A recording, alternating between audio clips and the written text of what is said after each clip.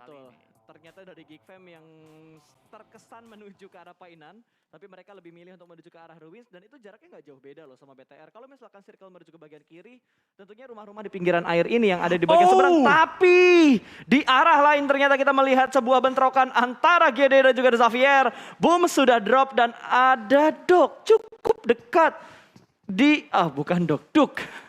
Ada Duk yang cukup dekat dengan pemain dari GD Gits. Betul, kita bakal tampakkan dari DX dan juga dari tim GD akan langsung bertemu di awal-awal. Oke. Mengambil satu wall yang menjaga sisi vision dari timnya, tapi ledakannya tidak cukup untuk meledakkan seorang Booms. Itu ada di atasnya tadi ya. Tapi namanya Booms pas, jadi nggak takut sama ledakan.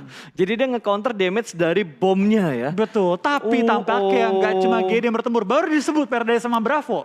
Misah, Evo sama GD, dua-duanya ketemu lawan dan tampaknya lawannya juga tangguh kali ini dari kedua tim ini. Ada DX dan juga YG yang akan menjadi lawan dari tim-tim Indonesia. Sedangkan BTR menjadi satu-satunya tim Indonesia yang enak looting di awal-awal nih. Ini nggak ada yang diuntungkan sih Flo dari GD Gits dan juga EVOS yang sempat rebutan di arah Paradise, terus akhirnya mereka mendapatkan drop zone mereka masing-masing. Tapi di Championship Season 4 ini mereka bertemu dengan lawan baru mereka, di mana ada Xavier yang berdekatan dengan GD Gits, lalu dari EVOS yang bertemu dengan Timar tadi, Yangon Galacticos. Tapi lihat dari Satar sudah mulai merespon, bakal langsung memberikan happy birthday-nya, namun masih belum bisa mendapatkan sebuah knockdown dan berhasil. Satar berhasil mengatasi sebuah flank yang dilakukan oleh pemain Xavier. Namun untung Rebis nggak ngasih backup cepet loh tadi. Untung belum sampai punya vision ke arah seorang Satar. Kita bakal lihat ini keunggulan bagi tim GD dengan kondisi 3 lawan 4. Apakah GD bisa menumbangkan tim DX dan sekaligus menguasai area dari Paradise kali ini. Duk harus bertahan juga di balik satu tembok kali ini. Dan adanya beberapa langkah-langkah terdengar membuat Duk sekarang sudah memanggil bantuan dari Frankie yang sudah mulai menuju ke arahnya. Daibot dan kawan-kawan sudah mulai putar-putar dalam area rumah mencari letak dari seorang Duk, dari seorang Frankie pun mulai turun. Kita bakal lihat kondisi 3 lawan 2 di area ini. Ya, dan harusnya dari Daibot, karena mereka udah sering turun di sini, mereka udah aware dengan setup seperti apa yang bisa dilakukan di bagian bangunan ini. Daibot juga nggak greedy tanpa melakukan pengecekan untuk tabrak ke bagian dalam, tapi bener-bener sabar. Walaupun dari Duck sendiri, dia nahan step, dia nggak membuat banyak pergerakan, dan Rebis juga masih berusaha untuk memberikan flank yang berikutnya. Tapi ini satu hal yang berbahaya banget karena bisa aja seorang Daibot tersandwich dari 2 pemain Xavier. Betul, jadi kita bakal lihat dari Frankie pun meskipun tidak melihat ke arah tangga, dia sudah bersiap-siap di 2 angle yang berbeda. Rabis mulai mengambil sisi luar dari Paradise dan mungkin akan coba menangkap player-player GD yang ada di bagian luar. Tapi di lain sisi kita bakal pindah ke arah Bikin Bravo di sisi kanan bawah kita, di mana dari EVOS masih terus lock dengan tim YG kali ini. Ini tipis tapi banget. tembakannya ngeri pas. DBS, betul. 1 peluru langsung auto knock, nggak pakai delay. Bahkan 2 tembakan pertama kan langsung kayak double gitu kan. Udah langsung. Bener ini, wow, sebuah setup yang greedy banget tapi masuk begitu aja 2 pemain bakal masuk. Dan kali ini front shoot yang gagal. Duck berhasil mendapatkan 2 pemain dari GD Gits. Bukan hal yang diinginkan tentunya, ingin dipulangkan ke arah lobby tapi Booms bergerak ke arah yang lain dan langsung ada follow up dari seorang Frankie. Belum dipulangkan menuju ke arah lobby tapi Booms HP-nya sudah cukup low. Bleeding out akan terjadi ke arah Booms. Happy birthday berikutnya kali ini tapi ternyata trade talk-nya terjadi. Kali ini GD Gits yang bonyok karena hanya menyisakan 1 player aktif mereka dan ada sedikit taunting yang dilakukan oleh Xavier. Betul, tampaknya GD tidak menyangka bahwa adanya jepitan maut dari tim DX, apalagi dia menggunakan DBS. Betul. Damage yang pastinya instan masuk ke arah player-player tim GD, akhirnya menumbangkan 3 playernya. Sayang sekali GD padahal punya keunggulan tadi. Tapi menurut gua wajar, karena memang ini pertama kalinya juga kita main Sunhawk. Wajar juga dengan GD yang mungkin kaget dengan setup yang dilakukan oleh tim DX. Kita doakan bersama juga, kita dukung bersama juga dari GD meskipun masih banyak yang positif vibes-nya walaupun ada banyak pendatang baru yang agak toxic ya. Gimana tuh? Ya pokoknya ada yang toxic. Di sini nggak bisa ngomong barbar loh.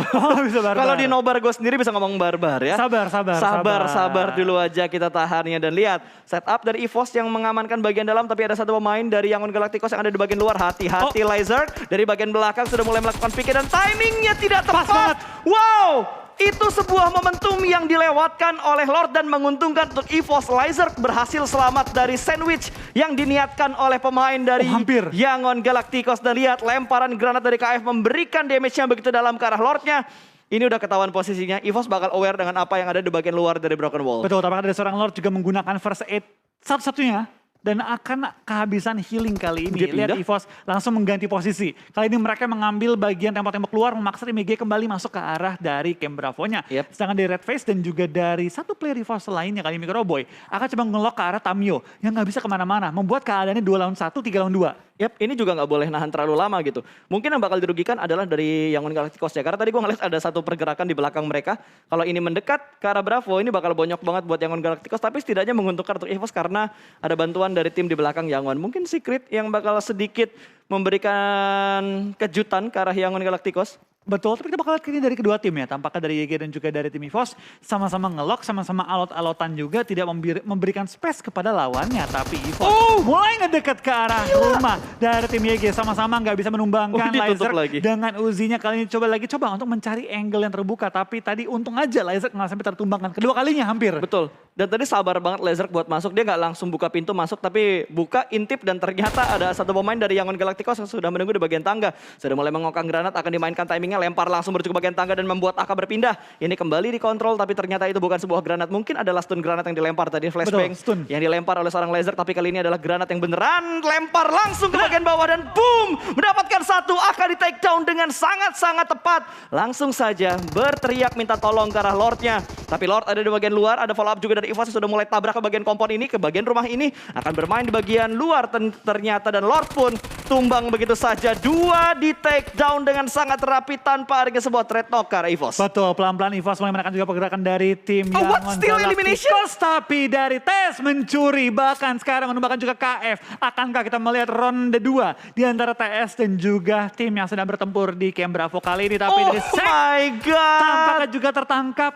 VSS. Memang suara itu sulit gak ada kedengeran. suaranya ya. Tiba-tiba ada knock aja, knock Gak lagi, bisa knock ke-detect lagi. soalnya Flo. Betul, dan tampaknya dari seorang Matoy memang sering terlihat menggunakan VSS. Dan sekarang langsung dapetin 2 poin bagi tim Secret dengan VSS yang bisa dibilang tembakan cukup jarang digunakan oleh pro player. Dan biasanya dengan momen-momen seperti ini akan familiar VSS di klasik nantinya. Pokoknya kalau udah dipeloporin sama pro player pasti bakal ada sesuatu yang berbeda deh. Dan what? 2? Bahkan hampir mendapatkan 3 product shot yang untungnya aja. gagal. Alhamdulillah. Tapi udah mulai datang juga TS untuk mengganggu pertempurannya kali ini. Di mana dari TS langsung mengambil keuntungan terbesar dengan menjepit dari 2 angle berbeda. Betul, dan ini waktunya cukup sedikit untuk melakukan reset tentunya. Oh, sudah berhasil di revive ternyata dari arah kanannya. Lemparan granat ke sebelah kanan. Sudah mulai ada push yang dilakukan dan dibangun, dan Laser berhasil mendapatkan 1 pemain terakhir. Tapi tadi ada granat yang berhasil mendapatkan 2 pemain dari EVOS Reborn. Kali ini tinggal 2 player aktif dan tidak ada healing untuk seorang. Siapa tadi? Laser. Dan hanya tinggal Microboy kah? Oh, Microboy sudah dipulangkan ternyata. Tinggal 1 pemain lagi KF yang bakal dikeroyok sama tim Secret. Tapi KF sempat mendapatkan 1 bakal dipush, ditabrak begitu aja menuju ke bagian dalam dan rata. EVOS dipulangkan oleh Secret ke arah lobby.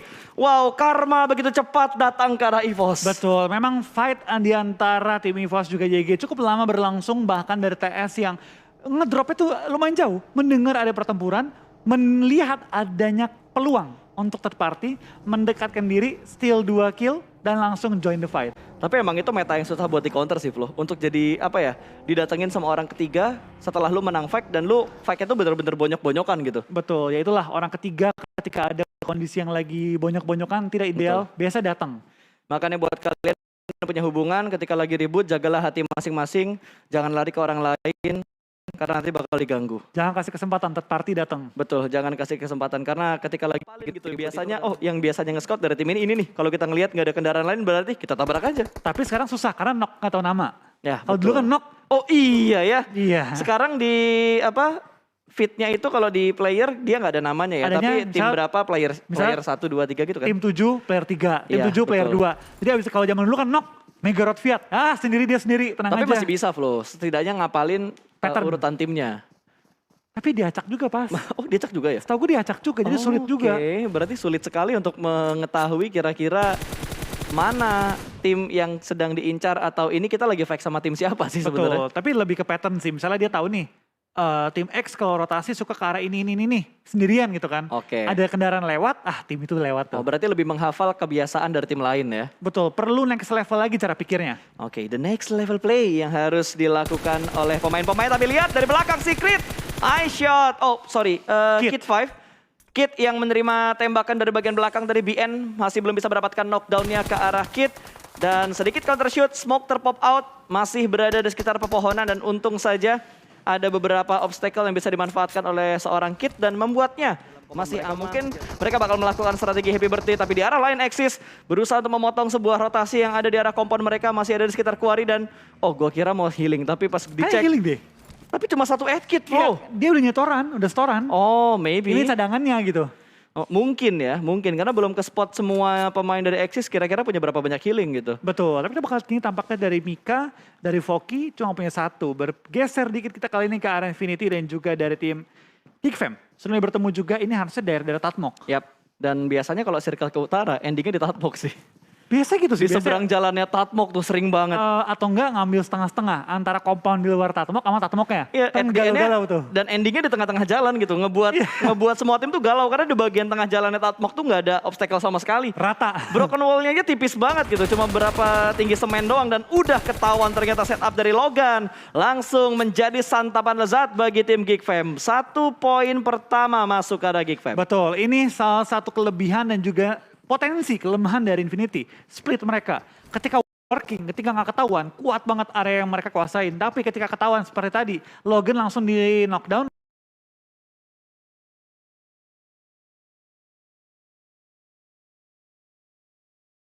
Dipulangkan ke arah lobby tanpa adanya upaya backup dari teman-temannya. Karena terlalu jauh jaraknya. Yes. Mereka, bener gak sih tadi BN yang dapetin poin bentar gue cek. Iya betul. Iya. Mereka mendapatkan poin pertama, dari APG juga sudah mulai bergerak kembali meninggalkan tim Vampire. Berada di rumah-rumah pinggir jalan di sebuah pertigaan. Dan kali ini nggak tahu sih mereka mau bergerak kemana tapi udah kehilangan satu pemain. Apalagi rotasi mereka satu mobil bertiga, ini resiko yang besar banget sih. Betul, tapi kita lihat kali ini juga dari beberapa tim tampaknya yang melakukan healing itu nggak terlalu banyak pas. Atau paling nggak, sementara nggak terlalu banyak yang melakukan healing. Kita nggak tahu apakah nanti next circle bakal banyak menyusul, tidak. Karena sekarang dengan circle yang pindah ke arah Tatmok dan sekitarnya, nggak terlalu banyak space yang dapat digunakan untuk bertahan. Betul. Dari Eagle Esport mengambil perbukitan. Dari tim lain sudah mengisi semua compound yang ada. Low ground, nggak mungkin diisi daerah tersebut. Karena dari high ground sekitarnya banyak tim ini yang sudah baru ready. dibilang. Ini gue bilang nggak bisa mengisi bagian-bagian low ground. Tapi Nuzi terlalu terbuka, terlalu open. Dan langsung ditumbangkan juga. Untungnya ada backup dari seorang Godtuni untuk menjaga seorang Nuzi. Sementara waktu ini tapi dari jarak jauh ada juga tim Secret yang pengen mengambil keuntungan terbesar kembali nge-third party. Tapi tidak mendapatkan keunggulan dari eliminasi point. Tapi ini Secret horror banget loh.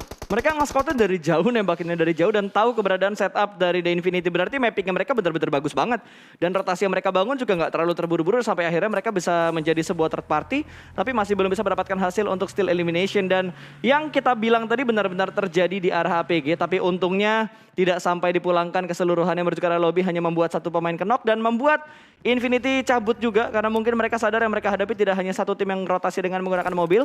Tapi ada tim lain yang masih belum terdeteksi arahnya di mana, yaitu tim Secret tadinya. Betul, tapi kita bakal lihat juga ya tampaknya dari beberapa tim yang bertanding. Mereka masih cukup kesulitan mencari tempat-tempat yang kosong. Infinity pun kali ini dalam kondisi yang cukup bonyok. Apalagi mereka bakal bertemu dengan tim FaZe Clan dan juga ada tim Geekfam di sisi kiri mereka. Godtuni hanya menyisakan seorang Mela sebagai teammate-nya untuk game kali ini. Akan sangat berhati-hati karena space yang mereka punya tepat bersebelahan dengan tim Geekfam. Ya ini udah mulai bertetanggaan semua sih karena udah masuk circle yang ketiga. QB mulai bergerak dan tembakan dari Infinity. Mela mendapatkan satu pemain, Snipes tertangkap di arah open field. Tidak ada obstacle natural yang bisa dimanfaatkan untuk bersembunyi. Pohon pun jauh, seakan pohon berlari menghindari dia untuk diselamatkan. Dan kali ini Mela ingin mendapatkan korban yang kedua, ada QB di sekitar dia. Lemparan granat ke arah depan, QB berpindah tempat ke arah sebelah kanan. Kali ini ada lemparan juga dari seorang QB yang masih belum bisa mendapatkan sebuah hasil. Tapi lihat, QB melihat pergerakan dari Infinity di arah yang lain. Sedikit memberikan cicilan damage dan ada lemparan juga utility ke arah Mela yang ada di bagian bukit belakang sana. Tapi harusnya gak bakal komit sih antara Geekfam dan juga Infinity. Karena jarak mereka terpaut lumayan jauh. Dan terlalu banyak obstacle yang menghalangi pandangan dari kedua tim ini. Malah mungkin dari Paradise antara Vampire dan juga The Xavier yang bakal fight terlebih dahulu. Betul, kita lihat dari Vampire tampaknya nggak mengambil rute bagian selatan ya. Mereka mengambil rute bagian timur. Dan sekarang sudah sampai ke arah Paradise. Di mana zona bakal menuju ke arah kali ini perbukitan dan juga beberapa rumahan yang tersisa. Dari posisi kiri bawah ada Bukit Tengkorak. Dari posisi kiri atas ada bukit yang tepat di sebelah area jembatan.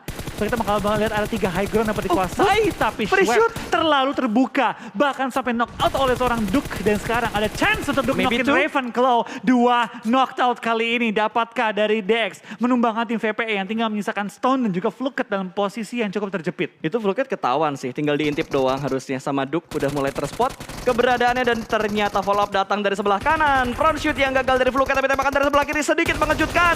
Backupnya sedikit tepat timingnya dan langsung menutup angle shoot akan melakukan proning dalam balkon. Gila, ini fight yang benar-benar krusial tapi ternyata dari The Xavier mereka lebih diuntungkan dari setup yang mereka lakukan di bagian Paradise. 7 eliminasi DX. 7-7-nya berasal dari Duke. Gila. Tapi emang positioningnya dia bagus sih tadi. Dan Bagus. dia jadi MVP ketika The Xavier menghadapi GD Gits di awal-awal mereka turun di Paradise. Dia ngenokin 3 kan? Betul. Dia ngenokin 3 dan sekarang kita lihat kayaknya juga tampaknya dari tim Infinity ya. Mereka sekarang dalam posisi yang cukup terjepit tinggal menyisakan Mela seorang diri kali ini tepat sebelahan. Zona pun gak mengarah ke mereka. Kita bakal lihat Mela pun hanya memiliki 6 first aid yang berarti dia gak bisa nge-heal terlalu lama di luar area play zone. Betul, dan yang bikin gue penasaran adalah pergerakan dari Bigetron yang dari tadi belum ke spot sama sekali. Dari observer kita cuma di looting time mereka doang di awal ketika mereka turun dari arah parasut. Tapi sampai detik ini belum terlihat pergerakan dari Bigetron. Bahkan gue nggak inget loh, mereka ternyata udah mendapatkan 2 elimination. Betul. Karena tadi kita disuguhkan dengan fight yang begitu intens loh. Di semua sisi map Di ya? semua sisi map. Semua sisi map. Tapi ini peka banget loh, langsung Iya. ditunjukin tiba-tiba. Tapi dari GD pun masih menyisakan 1 member. Tadi dari Star. Dan dia masih bertahan juga sampai ke zona keempat. Gue gak tahu kondisi Star seperti apa. Apakah dia masuk tengah zona, apakah dia punya compound atau gimana. Tapi ini udah awal yang baik sih bagi seorang Star. Tinggal nahan dikit lagi at least bawa pulang placement point. Betul, setidaknya bisa mendapatkan placement point terbaik lah. Cacing Gaming bahkan mendapatkan 2. Gila, Voki dari Axis. Dengan begitu sabar mendapatkan 2 pemain dari MSC yang tiba-tiba naik ke arah perbukitan yang sudah dikuasai mungkin oleh Axis. Karena belum terpantau pemain lain dari Axis. Hanya 1 pemain namun berhasil mendapatkan 2 dari MSC. Gila, Betul. men. Tampaknya Axis ini penganut teori lama.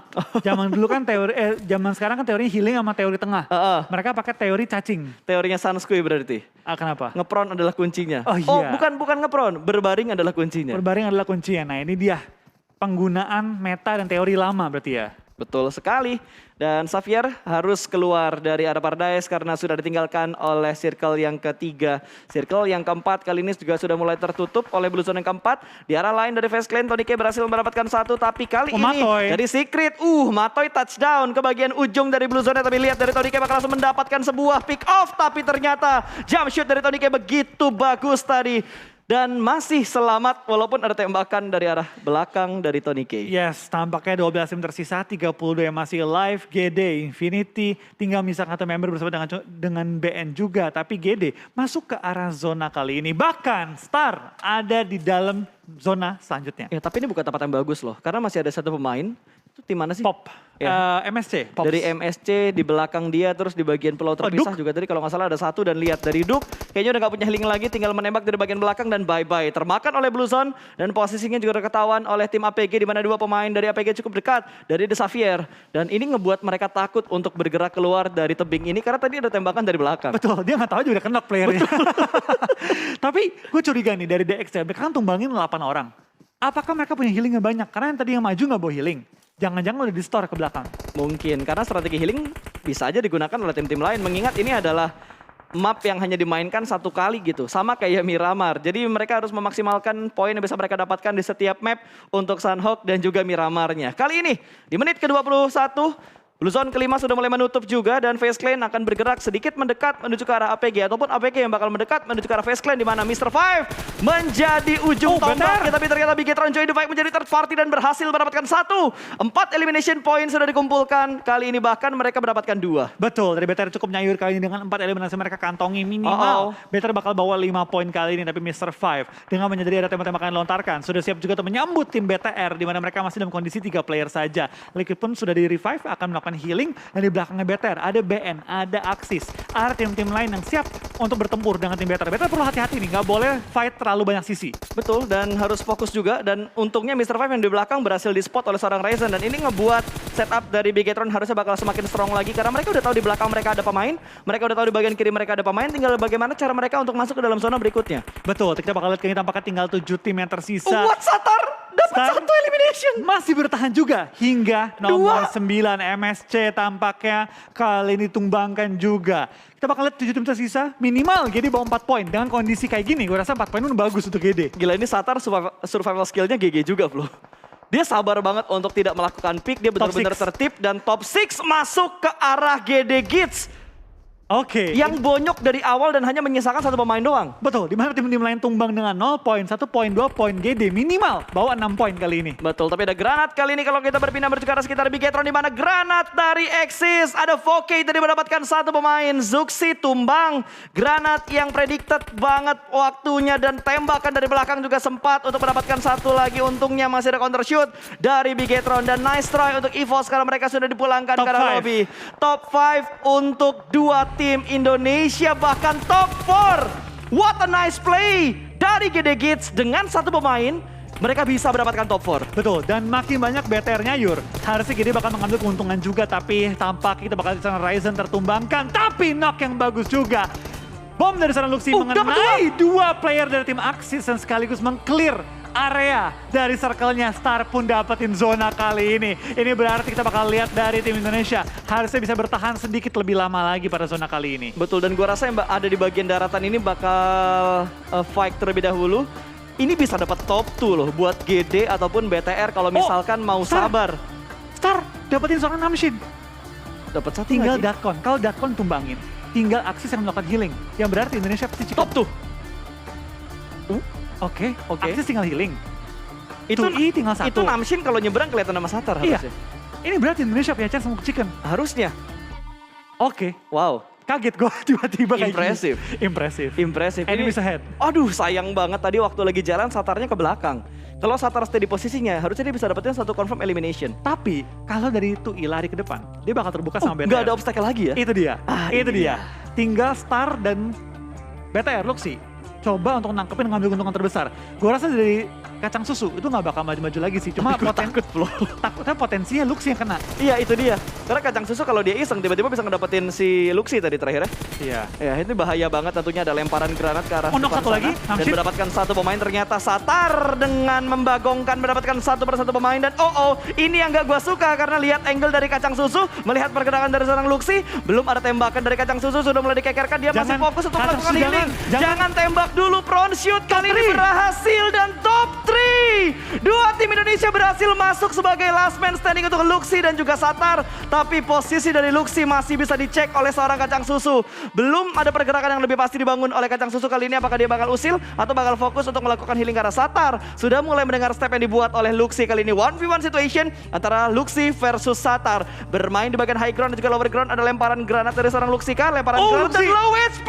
Berhasil mendapatkan cicilan damage yang begitu besar. Kali ini Luxi dipaksa untuk mundur ke bagian belakang. Lemparan smoke dari seorang Satar. 2 smoke terpop out di bagian atap lagi. Di bagian atas dari bukit ini. Betul, Luxi pun sudah melakukan healing kali ini, menyisakan kali nyawa yang cukup low. Tapi kacang susu apakah bakal kena oleh Star? Karena dia lumayan low, dia punya niat menembak. Tapi Luxi kali ini harus berhati-hati dengan damage yang bakal diterima. Kacang susu masih bersabar, masih tenang, masih melakukan healing. Luxi sangat terbuka dari angle shoot yang dimiliki oleh kacang susu. Betul, untung masih ada smoke. Sejauh ini masih ada smoke dan kacang susu belum ada niatan untuk menembak. Dia masih ada 2 atau 4 kit lagi yang tersisa, tidak terlalu kelihatan karena agak kecil TV di depan kita. Satar unggul dari segi high ground dan saling menembak kali ini dari kacang susu. Ternyata menembak Satar terlebih dahulu, gope melepotan. Wah, ini adalah chicken. Winner chicken dinner untuk Bigetron Red Aliens. Ini adalah chicken kedua untuk Indonesia.